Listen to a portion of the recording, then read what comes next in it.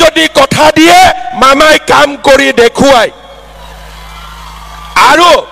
আজি যেনেকে মোৰ মুখেদি মই আপোনালোকক কৈছো যে আজি 10,000 টকা দিলো আৰু 25,000 টকা দিম মানে দিমেই এতিয়া মোৰ কেইটামান পৰামৰ্শ আছে আপোনালোকে ধুনীয়াকৈ শুনি লওক আজি আমি 10,000 টকাৰ এখন চেক পাম তাৰ পিছত এই টকাটো আমি কেনেকৈ খৰচ কৰিম তিনিটা নিয়মত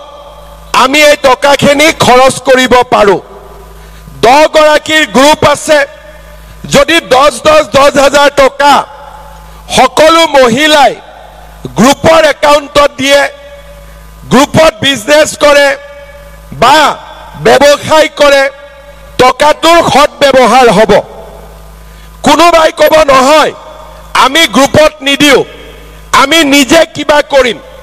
কোনো আপত্তি নাই এই 10,000 টকা দি আপোনালোকে ঘৰত তাঁতশালৰ কাম কৰক গাহৰিৰ কাম কৰক কুকুৰা পোহক গাই গৰু পোহক আপোনালোকে পিঠা পনাৰ ব্যৱসায় কৰক যি কৰক মই ব্যৱসায়ত লাভ হ'ব লাগে বুলি কোৱা নাই মাত্ৰ কৈছো ভাল কামত ব্যৱহাৰ কৰক ভাল কামত ব্যৱহাৰ কৰিলেই হ'ল কতো লাভ হ'ব লাগিব নহলে 25,000 টকা নাপাম সেইটো নহয় ভাল কামত ব্যৱহাৰ কৰিলেই পিছলৈ আপোনালোকে 25,000 টকাৰ বাবে সিলেকশন হ'ব কিছুমান মহিলাই মোক খুদে যে মোৰ হাজবেণ্ডৰ এখন দোকান আছে মোৰ হাজবেণ্ডে সৰু খুৰা ব্যৱসায় কৰে তাতে মই টকাটো দিব পাৰিম নে নাই মোৰ তাতো আপত্তি নাই ঘৰৰ যদি কিবা ব্যৱসায় আছে সেই ব্যৱসায়ৰ কামত আমি যদি 10,000 টকাটো লগাই দিও তেতিয়াও আমাৰ আপত্তি নাই তাৰ মানে গ্ৰুপত দিব পাৰো নিজে ব্যৱসায় কৰিব পাৰো নহলে আমাৰ স্বামীৰ ব্যৱসায়টো আমি এই টকাটো ব্যৱহাৰ কৰিব পাৰো তাৰ মানে মাত্ৰ ভাল কামত টকাটো ব্যৱহাৰ কৰিলেই আপোনালোকে ভৱিষ্যতে 25,000 টকা আৰু পৰৱৰ্তী সময়ত আপোনালোকে 50,000 টকা লাভ কৰিবলৈ সক্ষম হ'ব আমাৰ এছআৰএলএমৰ পৰা আৰু এনইউআৰএলএমৰ ফালৰ পৰা আপোনালোকক 3 দিনৰ প্ৰশিক্ষণ দিয়াৰো ব্যৱস্থা কৰিব গাঁৱতে আপোনালোকক নিজৰ গাঁৱতে প্ৰশিক্ষণ দিব আৰু আপোনালোকে সুন্দৰ কৰি এই টকাখিনি ব্যৱহাৰ কৰিব শ্ৰদ্ধাৰ ৰাইজ আপোনালোকৰ মনত আছে 2021 চনৰ ইলেকশ্যনৰ সময়ত আমি অৰুণোদয় আঁচনি আৰম্ভ কৰিছিলো তেতিয়া কংগ্ৰেছৰ মানুহবিলাকে কৈছিলে যে এইবোৰ ইলেকশ্যনৰ কাৰণে দিছে ইলেকশ্যনৰ পিছত বন্ধ হৈ যাব অৰুণোদয় বন্ধ নহল 830 টকাৰ পৰা 1,000 1,000 পৰা 1250 এইবাৰ গেছৰ সিলিন্ডাৰৰ নামত আৰু 250 টকা তাৰ মানে অৰুণোদয় গৈ 1,500 টকা হ'বগৈ এনেকে যেনেকে মই অৰুণোদয় গছ পুলিডাল ৰুইছিলো আৰু আজি অৰুণোদয় এডাল ডাঙৰ বতৰ বিক্ষত পৰিৱৰ্তন হ'ল আজি অৰুণোদয় 36 লাখ মহিলাই লাভ কৰিব 17 সেপ্টেম্বৰৰ পৰা তেনেকৈ আজি আমি এই মহিলা উদ্যমিতা আঁচনিৰ যিডাল গছ পুলি ৰুলো ইয়াক আমি 25,000 আৰু 50,000 টকালৈকে লৈ গৈহে আমি ক্ষান্ত হ'ম তেতিয়ালৈকে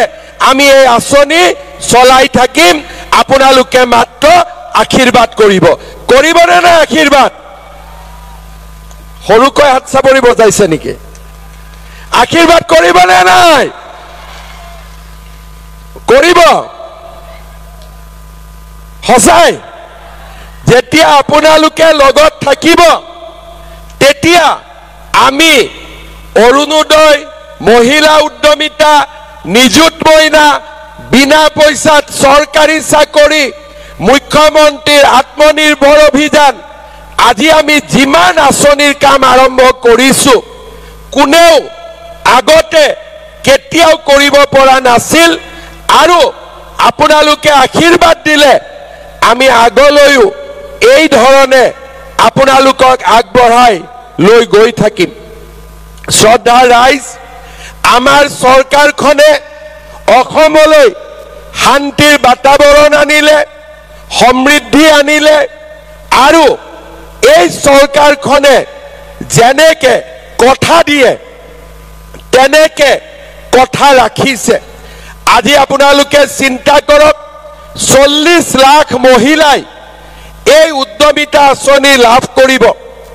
অহা 2-3 মাহৰ ভিতৰত প্ৰত্যেকটো সমষ্টিলৈ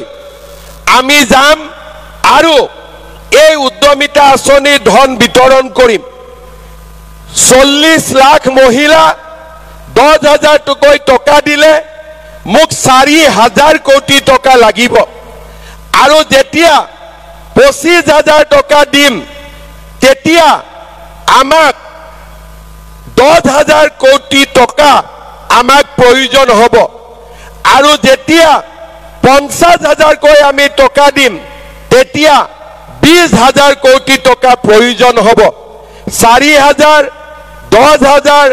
14,000 লগত 20,000 তাৰ মানে সম্পূৰ্ণ আঁচনিখন আমি 34,000 crores আমি খৰচ কৰিব লাগিব আৰু তাৰে প্ৰথম 10,000 টকা খৰচ কৰাৰ বাবে বা আপোনালোকক দিবৰ বাবে আজি আমি ইয়াত সমবেত হৈছো তাৰ লগতে আপোনালোকে হিচাপ কৰক যে প্ৰত্যেক গৰাকী প্ৰত্যেক পৰিয়ালক আমি যেতিয়া অৰুণোদয় আঁচনি দিও তেতিয়াও মাহত আমাক 400 কোটি তাৰ মানে বছৰত আমাক 4,800 কোটি টকাৰ প্ৰয়োজন হয় তাৰ ওপৰত এইবাৰ অৰুণোদয় পৰিয়ালক আমি গেছ কিনিলেও আমি 250 টকা কৰি ৰাজ সাহায্য প্ৰদান কৰিম আমাৰ ছোৱালীবিলাকে যেতিয়া কলেজত পঢ়িব গৈছে হাই সেকেন্ডাৰীত প্ৰতি মাহত 12,500 প্ৰতি মাহত 1,000 টকা ডিগ্ৰীত 12,500 টকা আৰু হাই সেকেন্ডাৰীত 2,500 টকা তাৰ উপৰি পিজিত 2,500 টকা তাৰ উপৰিও 1 নৱেম্বৰৰ পৰা আপোনালোকে যেতিয়া ৰেশন কাৰ্ডত চাউল কিনিব বিনা পইচাত চাউল পাব তাৰ লগত আমি আপোনালোকক কম দামত দালিও দিম চেনিও দিম আৰু নিমখো দিয়াৰ আমি ব্যৱস্থা কৰিম তাৰ মানে আজি আপোনালোকে চিন্তা কৰক মোদী ডাঙৰীয়াই চাউল বিনামূলীয়াকৈ দিছে আমি দালি কম দামত দিম নিমখ কম দামত দিম চেনি দিম অৰুণোদয় দিছো মহিলা উদ্যমিতা ছোৱালীক পঢ়িবৰ কাৰণে ছোৱালীৰ পঢ়াৰ দায়িত্ব গেছৰ খৰচ আৰু